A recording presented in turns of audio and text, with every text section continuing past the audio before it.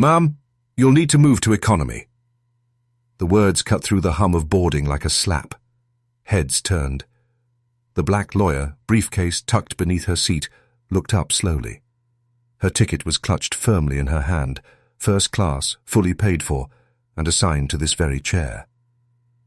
She frowned. "I'm sorry, what?"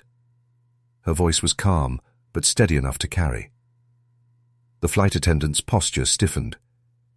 "This seat isn't available.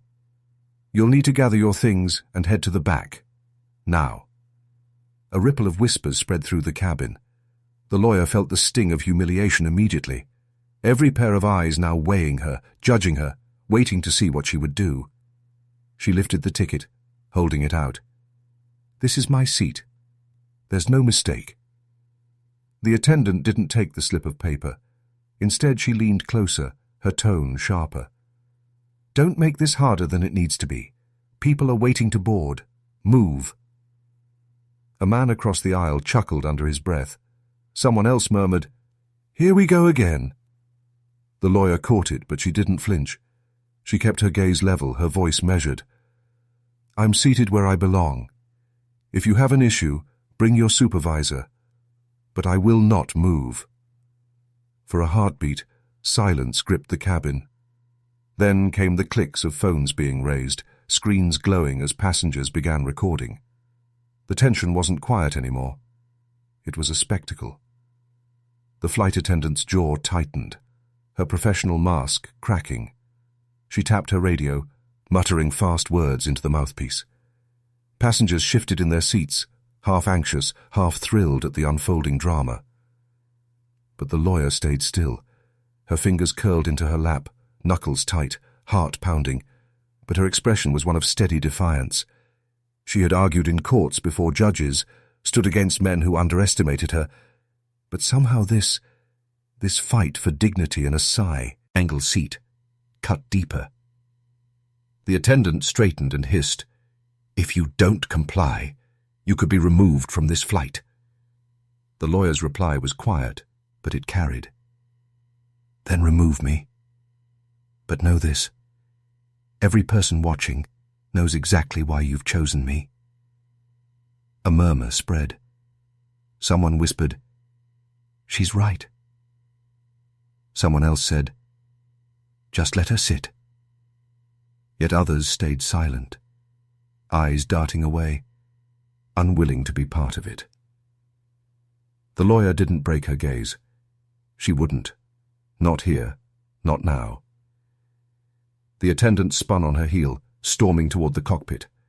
The cabin buzzed like a hive, alive with whispers, recordings, and unspoken questions. The lawyer exhaled slowly, steadying herself. She had no way of knowing that this single standoff, born in the narrow space of an airplane aisle, was about to ripple far beyond these walls, because the real fight hadn't even begun. The cabin was thick with unease. Passengers had barely buckled their seatbelts before whispers began to ripple like static through the rows. Phones hovered at shoulder height, recording with shaky hands. And in the middle of it all, the lawyer sat still, back straight, her gaze fixed forward. She had made her choice. She would not move. The flight attendant returned, her voice sharper now, louder, as though volume could mask the growing unease in her eyes. "Ma'am, this is your final warning. You must move to the back of the plane." Every word was meant to push her down, to box her into silence. But silence, the lawyer knew, could be powerful if wielded correctly. She inhaled slowly, exhaled just as slowly, then replied with quiet clarity. "My boarding pass says this is my seat. I will not move." Her words weren't shouted. They weren't desperate. They were deliberate, each syllable carrying the weight of principle rather than anger. And that calmness, that refusal to mirror hostility, unsettled the cabin far vis-a-vis, more than a raised voice ever could. The attendant straightened, bristling. "You're disrupting the flight. Other passengers are waiting. You're making a scene." The lawyer's eyes flicked around the cabin. She didn't have to point it out. The passengers were the scene. A man 2 rows back whispered, "She should just move. It's not worth it." Another leaned toward his friend with a smirk. Some people always want attention. Yet in the same row, a young woman frowned and shook her head, muttering, "She's right. It's her seat." Division cut through the air, visible in every expression. Some shifted uncomfortably, unwilling to be part of it. Others leaned forward, entertained by the spectacle. And a handful, quiet, watchful, recorded every second. The lawyer folded her hands in her lap and spoke no further. She didn't raise her voice. She didn't argue. She simply remained. Her rebellion wasn't loud. It wasn't fiery. It was silent. And in that silence was something unyielding. The attendant grew louder, her words sharper, aimed less at convincing and more at controlling. "Passengers, please stay seated. We'll be addressing this matter before departure." Her tone tried to command authority, but her eyes betrayed her, frustration, even a hint of fear, at losing control of the narrative. The lawyer remained still, her presence alone now a quiet defiance. She wasn't fighting for comfort. She wasn't even fighting just for herself. She was standing, or sitting, for something larger. Around her, the murmurs continued. A businessman pulled his newspaper higher, pretending not to hear. A child whispered to his mother, "Why don't they just let her stay?" And in the row behind, someone whispered, "I'm glad someone's finally pushing back." The attendant leaned in one last time, her voice low but seething. "You're going to regret this."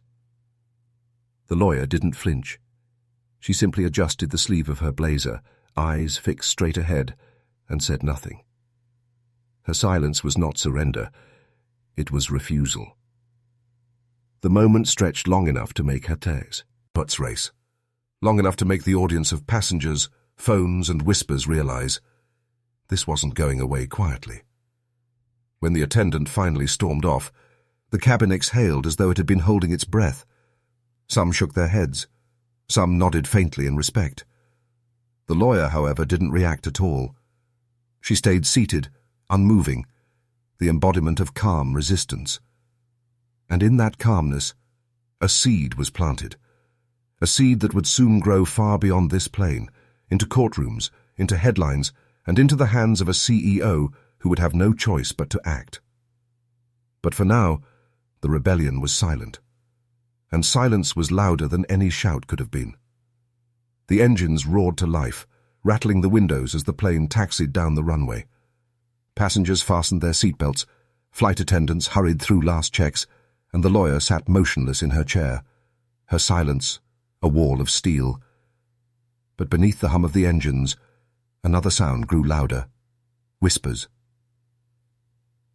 "They always want special treatment," a man muttered across the aisle, his words slipping through the drone of the aircraft. "Entitled?" a woman said under her breath, shaking her head as though the lawyer's presence itself offended her. From behind, a snicker. "Why buy a ticket you can't sit in?" followed by muffled laughter. Each word landed like a stone, heavy, deliberate, meant to bruise. The lawyer didn't turn her head. She didn't respond. She fixed her gaze on the seat back ahead of her, hands folded neatly, as though sheer composure could shield her from the sting of prejudice. Yet inside, her mind churned. She had heard these whispers before, spoken in conference rooms when her back was turned, written between the lines of contracts that denied her opportunity, muttered by opponents in court who underestimated her, until her closing argument tore through their case. Entitled, trouble, doesn't belong here. The words followed her through law school, through late nights of study when professors doubted her, through boardrooms where she was the only black face at the table, and now here, on this plane, those same echoes filled the air. But she knew better than to answer them. Her silence wasn't weakness. It was survival. She had learned long ago that dignity held more power than retaliation. A child's voice broke the tension, soft but clear. "Mama, why are they being mean to her?" The boy's mother hushed him quickly, glancing nervously around. But the question hung in the air, sharper than the whispers, harder to ignore. The lawyer closed her eyes for a brief moment, drawing strength from that innocence. She reminded herself she wasn't here to win a popularity contest. She was here because she had earned her place, and no whisper could erase that truth. Still, the cabin was alive with quiet judgment. Some passengers avoided looking her way altogether, shifting in their seats, complicit in silence. Others glanced deliberately, eyes full of dismissal or disdain. Yet a few, just a few, watched with something else in their gaze. Recognition. One woman across the aisle lowered her phone, meeting the lawyer's eyes for a fleeting second. No words passed between them, but the look was enough. "I see you.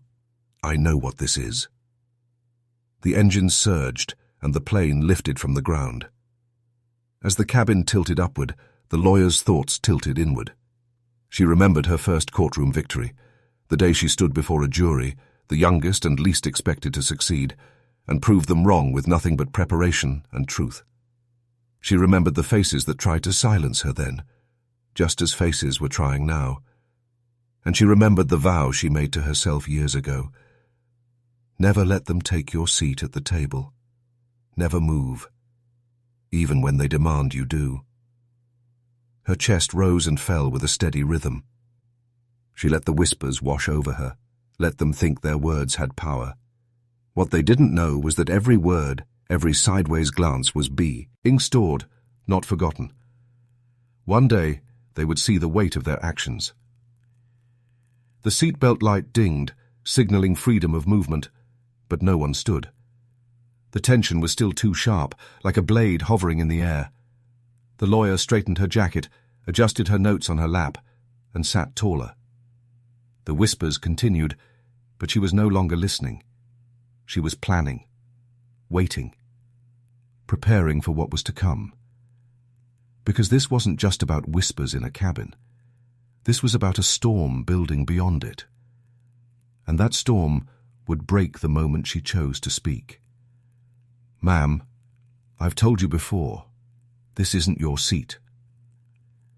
The flight attendant's voice cracked like a whip, cutting through the low hum of the cabin. Passengers paused mid-sip, mid-sentence, mid-thought, their attention snapping back to the standoff. For the second time that flight, the black lawyer found herself the center of unwanted spectacle. She didn't rise, she didn't argue. Instead, she slowly placed the papers on her lap and looked up, her tone steady, calm, unshaken. "Do you know who I am?" The question wasn't shouted. It wasn't arrogant.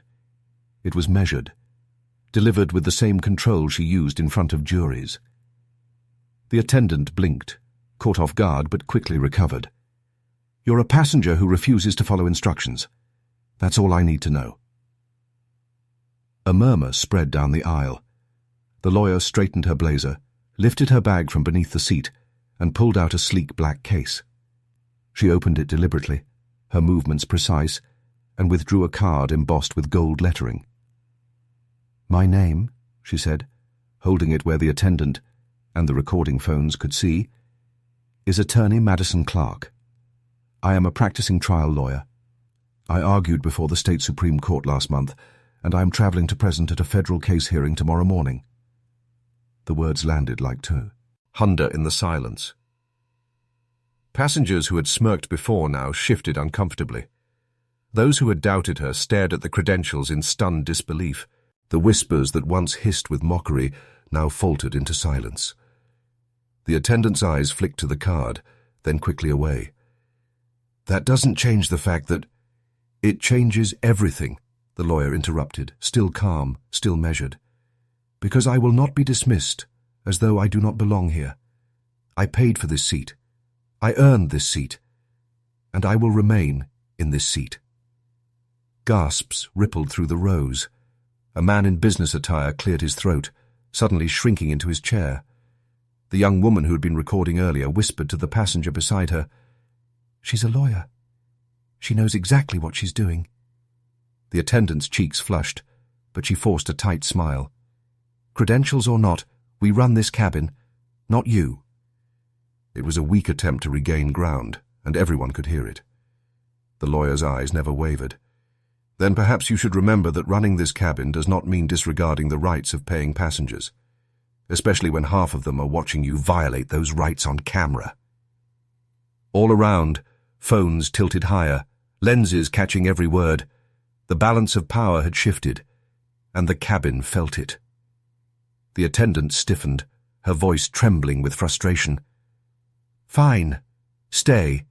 But don't expect special treatment." "I never asked for special treatment," the lawyer replied softly, her tone cutting sharper than any raised voice could. "I asked for respect." Silence swallowed the exchange. Even the child from earlier, who had asked his mother why people were being mean, seemed to sense the gravity of the moment.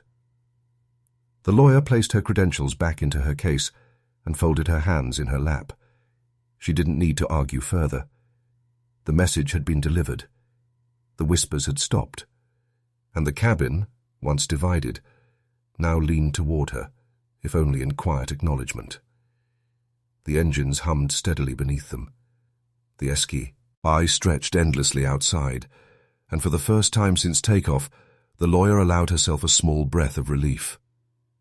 She knew this wasn't over. The videos would spread, the words would travel, and the real fight would begin the moment they touched the ground. But for now, the unveiling of who she was had shifted the air completely.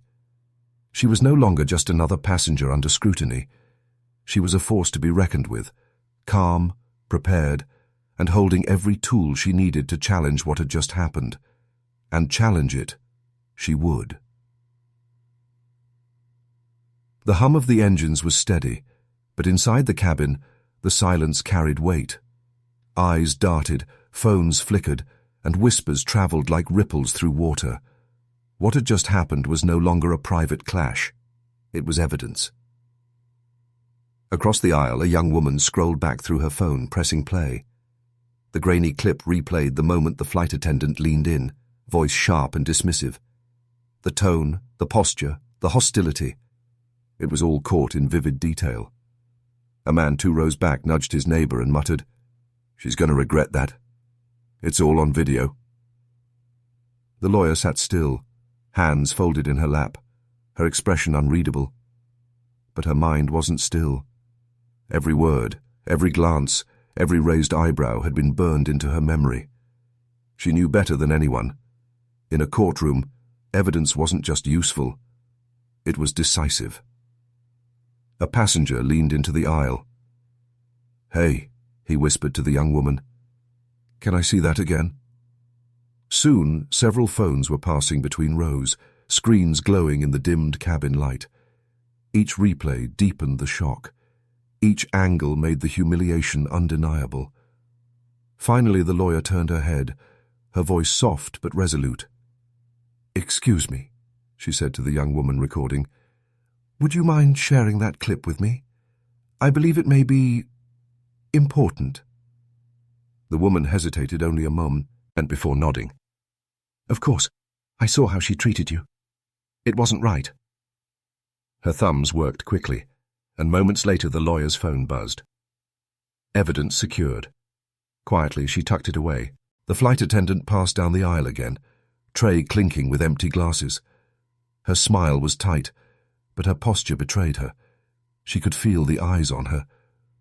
Eyes that had once looked at her with trust, now tracked her every move with suspicion. One passenger didn't even lower his voice. "Whole world's going to see this by tomorrow morning." The lawyer caught the words but said nothing. Silence was her weapon now. The cabin no longer felt like enemy ground. It was shifting, tilting, slowly but unmistakably, in her favor. The unease spread to the crew. The second attendant whispered in hurried tones near the galley, glancing nervously at the passengers scrolling through their phones. They could sense it.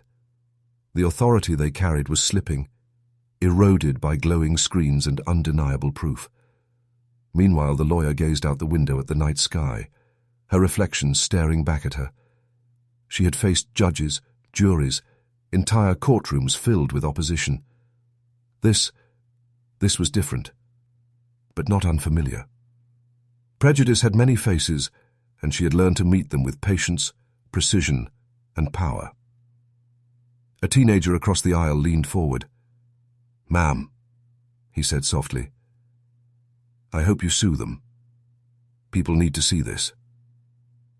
His voice cracked slightly, but his words were steady. The lawyer gave him the faintest smile, a nod of acknowledgement. And just like that, the sympathy began to spread. Passengers who had sat frozen before now began to exchange knowing glances, subtle nods, even a few murmurs of support. What had started as humiliation was turning into something else entirely: momentum. The flight still had hours left. The night stretched long, but in those quiet minutes, something had shifted forever. Evidence was no longer hidden. It was multiplying, passing from hand to hand, screen to screen. The lawyer didn't need to raise her voice anymore. The proof would speak louder than she ever could. And deep down she knew, the moment those wheels touched the ground, this fight would enter an entirely new battlefield. The tires screeched against the runway, jolting the passengers forward in their seats. For most, it was the familiar signal that the flight had ended. For one woman, it was the signal that the real battle was just about to begin. The black lawyer unbuckled her seatbelt slowly, her composure unshaken. Her phone, now loaded with evidence, rested securely in her hand. Around her, passengers exchanged hushed remarks, their eyes flicking between her and the flight crew, who now moved stiffly through the cabin with forced smiles. The flight attendant, the very one who had sparked this storm, avoided her gaze entirely. But her nervous glances to the other crew members revealed everything: the fear of what was coming. As the doors opened and passengers filed out, the lawyer remained seated, patient. She knew what she was about to do, and she wasn't going to do it in haste. Finally she stood, gathered her bag, and walked calmly down the narrow aisle, her steps deliberate, her silence louder than any confrontation could have been. At the gate, a group of airport officials stood waiting, alerted by murmurs that had spread before the plane even touched down. Their reflective vests and notepads gave the moment a weight that no one could ignore. One stepped forward. "Ma'am, we understand there was an incident during your flight. Would you like to file a report?" The lawyer's voice was calm but edged with resolve. "Yes, and I have evidence to submit." The crew exchanged quick, nervous looks. The lead attendant stepped forward, trying to salvage what remained. Her tone was coated in professionalism, but her eyes betrayed panic. "This was simply a misunderstanding," she insisted. "Emotions ran high in a crowded cabin, nothing more." But the lawyer's response was measured, her words slicing through the excuse. A misunderstanding doesn't involve raised voices, public humiliation, and recorded evidence from multiple passengers. One of the officials turned to the surrounding travelers. "If anyone has recordings of the incident, please step forward." And they did. One after another, passengers pulled out their phones, offering clips and testimonies. The air shifted instantly. What could have been brushed aside as "he said, she said," now stood as undeniable proof. The lead attendant's face paled. Her attempt to maintain authority was unraveling before the crowd. "These clips are taken out of context," she stammered. "They don't reflect the full picture." But the lawyer countered softly, her presence commanding. "Context? The context is that I was told in front of dozens of witnesses that my seat was not mine to claim, that my place was somewhere else. That is the context." The officials exchanged looks. They knew this would not be contained at the gate. The airline had a problem, and it was growing by the minute. Passengers lingered instead of leaving, drawn by the gravity of what they were witnessing. A murmur swelled. "She's a lawyer. She knows what she's doing." The words travelled fast, adding yet another layer of pressure on the crew. The lawyer handed over her phone. "This isn't the first time someone has tried to diminish me because of how I look," she said steadily. "But it may very well be the last time they do it without consequence." Her statement was not just a declaration. It was a warning. Behind her, the crew shifted uneasily, their forced calm shattering. They whispered in frantic tones, already anticipating the call from their supervisors, the questions they would have no good answers for. The officials, now holding the phones and testimonies, nodded firmly. "This will be escalated immediately. Thank you, ma'am." The lawyer inclined her head, her composure unbroken. She didn't need to argue further. The truth was no longer hidden. As she walked toward the terminal, a storm she had endured mid-air now followed the airline itself. The passengers who had once watched in silence now carried her cause in their whispers. The crew, who had once commanded the cabin, now stood powerless on solid ground. And this was only the beginning. The battle was leaving the plane, heading straight into boardrooms, press offices, and courtrooms. Because the lawyer wasn't just walking away, she was walking toward something much larger. The quiet of the lawyer's office was shattered by the sharp snap of a folder closing. Inside lay the documents that would ignite a firestorm, the official lawsuit against the airline. Her hands rested firmly on the file, her eyes unwavering. This was no longer just about a single flight. It was about principle, about dignity, and about every unspoken humiliation that had gone unanswered for far too long. She rose, slid the papers into her leather briefcase, and walked out into the city's morning rush. Each step was steady, deliberate, as though she carried not just her case, but the weight of countless others who had faced the same silent battles. Hours later, the courthouse doors opened with a low groan, and the lawsuit was filed. Within minutes, the news began to ripple through the system. By afternoon, it was no longer a ripple, it was a wave. Headlines flashed across screens. Airline accused of racial discrimination in first-class dispute. Another declared, high-profile attorney takes on major carrier. The story spread like wildfire, carried from newsroom to newsroom, amplified by every social media platform. Clips from the passengers' phones accompanied the reports. Grainy, shaky footage, but powerful. The raised voice of the flight attendant, the calm but steady replies of the lawyer, the gasps from witnesses. Together they painted a picture impossible to deny. In one newsroom, an anchor's voice echoed across. Televisions everywhere. Tonight, a major airline faces a lawsuit that could cost not just millions, but its reputation. The plaintiff, a respected attorney who says she was publicly humiliated and discriminated against mid-flight. Public reaction was immediate. Social feeds filled with outrage, hashtags trending within hours. Some wrote, "If it happened to her, it could happen to any of us." Others demanded boycotts, vowing never to fly with the carrier again. The tide of public opinion was swift and unforgiving. Inside the airline's corporate tower, executives huddled in a glass-walled boardroom. The CEO sat at the head of the table, jaw tight, eyes fixed on the lawsuit printout. Around him, advisors whispered damage control strategies, but their voices betrayed unease. "This could get ugly," one muttered. "It already is," another replied. The CEO slammed a hand on the table. "We need to contain this before it spirals. Draft a statement. Emphasize misunderstanding. No intent of harm. Keep it vague." But vague would not save them. The video evidence was clear, the headlines relentless, and the public trust already slipping through their fingers. Meanwhile, the lawyer stood before reporters outside the courthouse, her poise commanding attention. Cameras flashed, microphones crowded, but her voice cut through the noise with calm authority. "I filed this lawsuit not only for myself," she said, "but for every passenger who has ever been treated as less than they deserve. Respect should not come with conditions. It is not for sale, and it cannot be stripped away." Her words struck like lightning. The crowd erupted in applause, reporters firing questions that she met with measured, precise replies.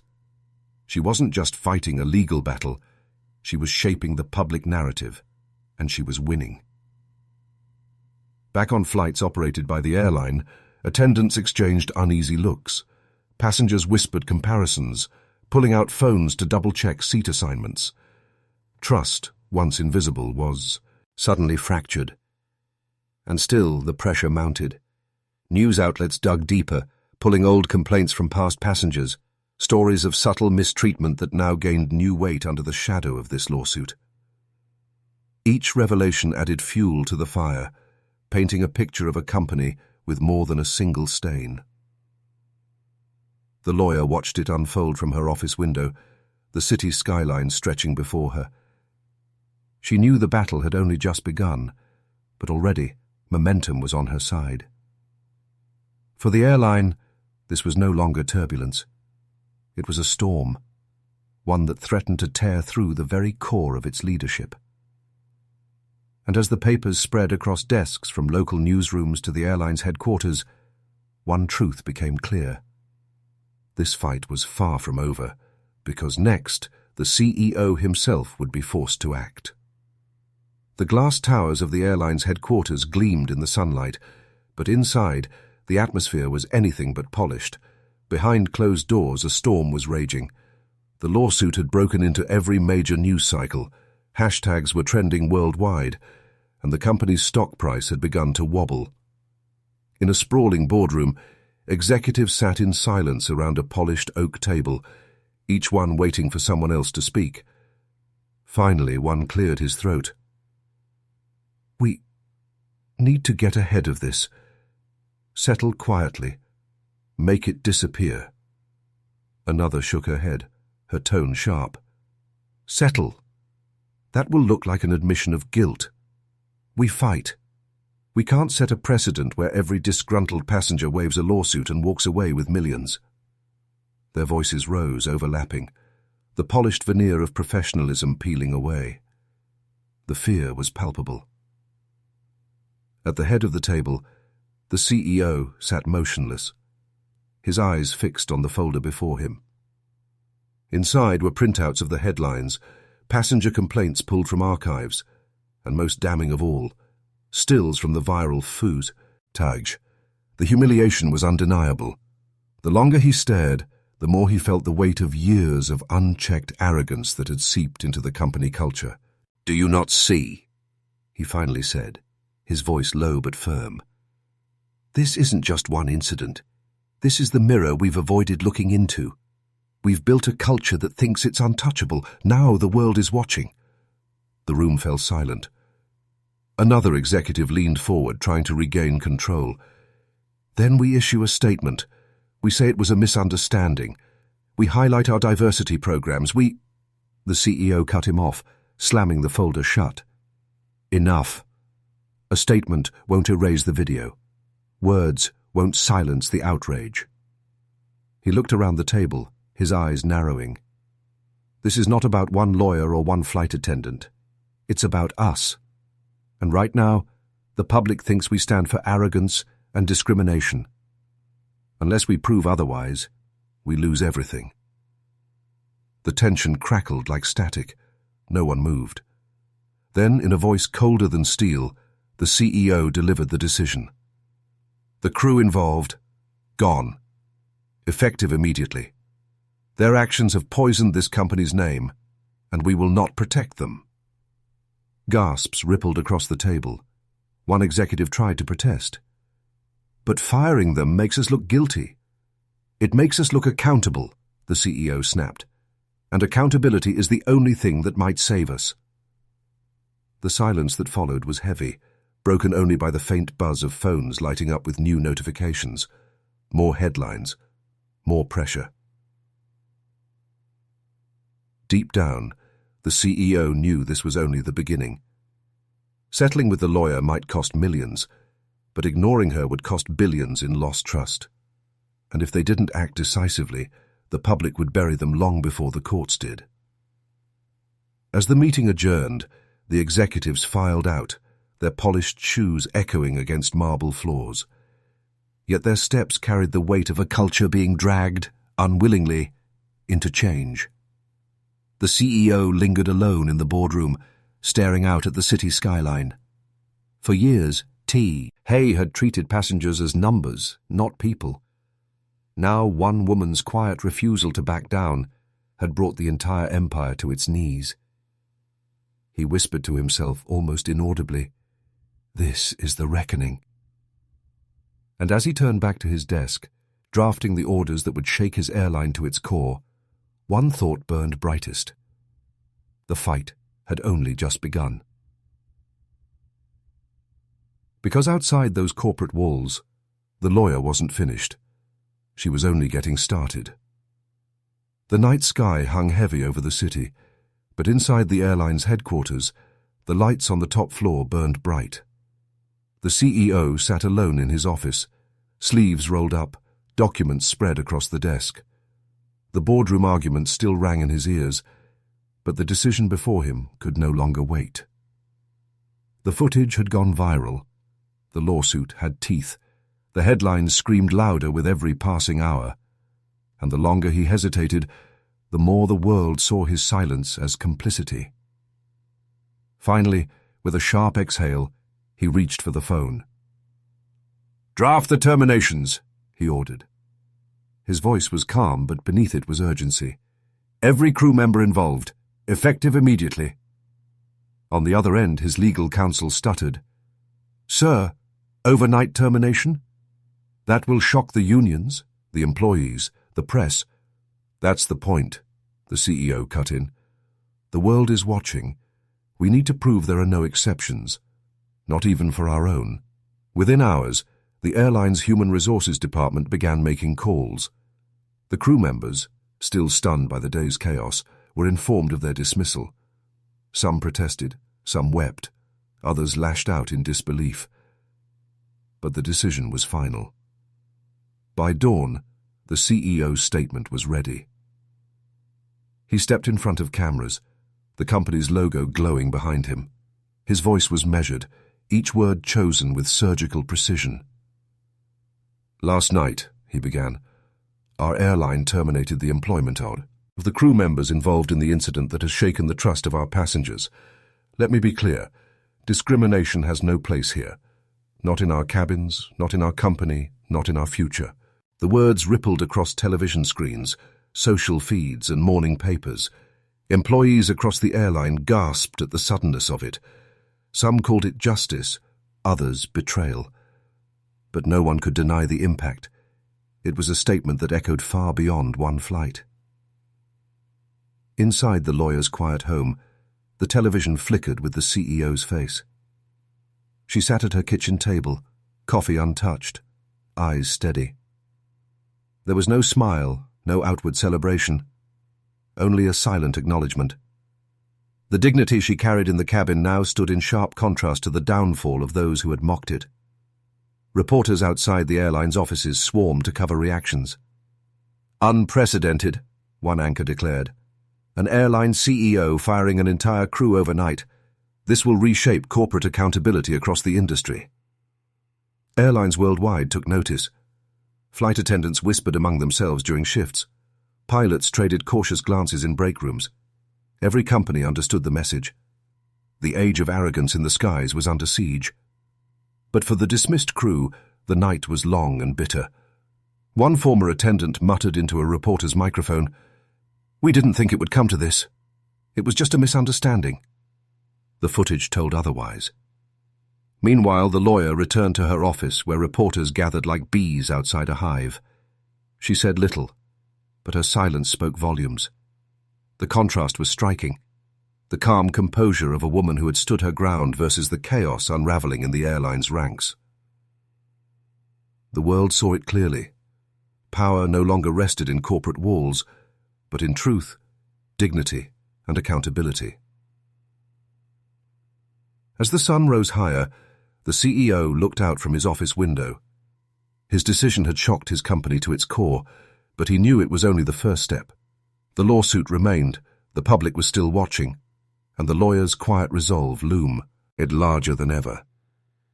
And so, as the city stirred with the news of overnight firings, one question lingered in every corner of the industry. What would come next, when dignity refused to bow? The airport terminal hummed with its usual rhythm. Rolling suitcases, muffled announcements, and the hurried footsteps of travelers chasing departures. Yet for her, stepping through those sliding glass doors felt different this time. Weeks had passed since the storm that shook an airline, and though the headlines had quieted, their echo still lingered. The black lawyer walked steadily toward her gate, her carry-on gliding beside her. She wasn't here to make a statement, nor to be recognized. She was simply a passenger, like everyone else. But in her chest, there was the quiet awareness that nothing about this flight, or any flight after it, would ever be the same again. As she approached the counter, the gate agent looked up, offering a warm, deliberate smile. "Good morning, ma'am. Welcome aboard." No hesitation, no scrutiny, just the simple courtesy owed to every traveler. She nodded, returning the smile. It was small, almost unnoticeable. Yet to her, it carried the weight of battles fought and dignity upheld. When she stepped into the cabin, the difference was undeniable. The flight attendants straightened, their greetings polished but genuine.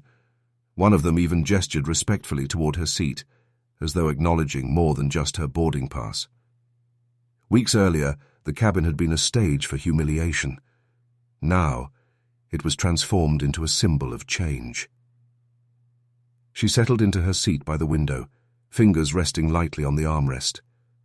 The hum of passengers filling rows around her no longer carried tension. It carried possibility. As the plane taxied down the runway, her thoughts drifted. This wasn't just about one confrontation, one lawsuit, or even one airline.